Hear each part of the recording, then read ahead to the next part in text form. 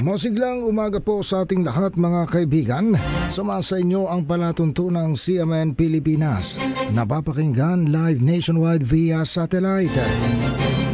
At sa mga himpilan ng radyo ng Catholic Media Network sa iba't ibang lalawigan sa ating bansa. Araw po ngayon ng Huwebes, ika-10 araw sa buwan ng Hulyo. Ako po ang inyong lingkod, si Ariel Ayala. Sa atin pong mga balita sa araw na ito ng Huwebes, sinabi ng Pag-asa na nakamonitor sila ng panibagong sama ng panahon sa loob ng Philippine Area of Responsibility. Kagabi pa lamang ng alas 8, naamata ng isang low pressure area 470 kilometro ang layo north-northwest ng Itbayat, Batanes.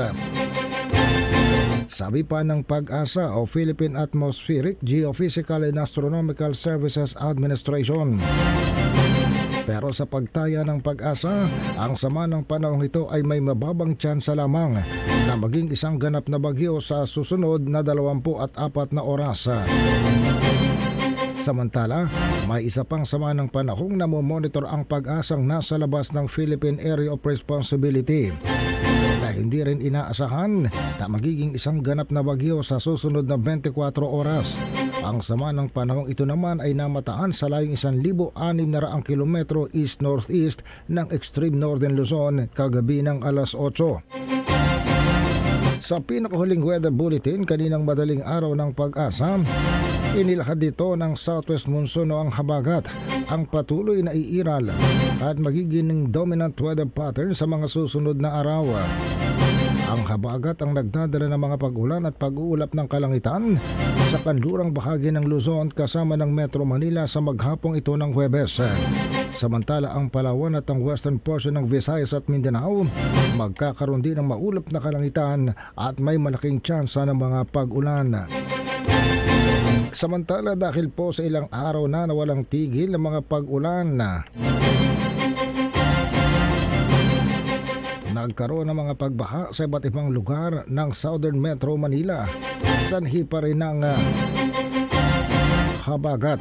Sa lungsod ng Las Piñas, isang taong gulang na bata ang nalunod.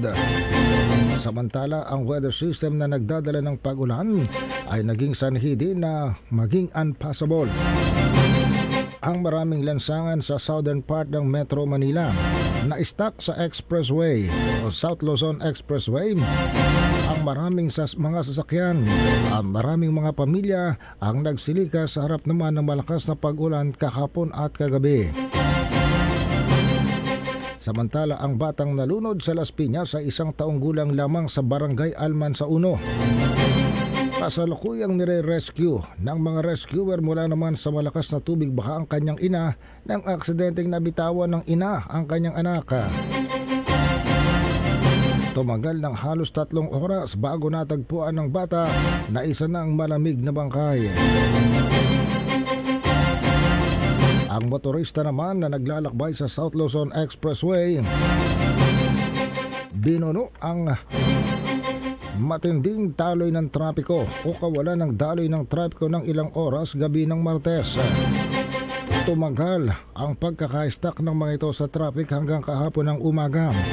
Ang buntot ng pila ng mga sasakyan na nag-e-exit ng Alabang at ng PhilInvest southbound toll gate sa Muntinlupa ay umabot na ng mahigit 12 kilometro pagsapit ng madaling araw.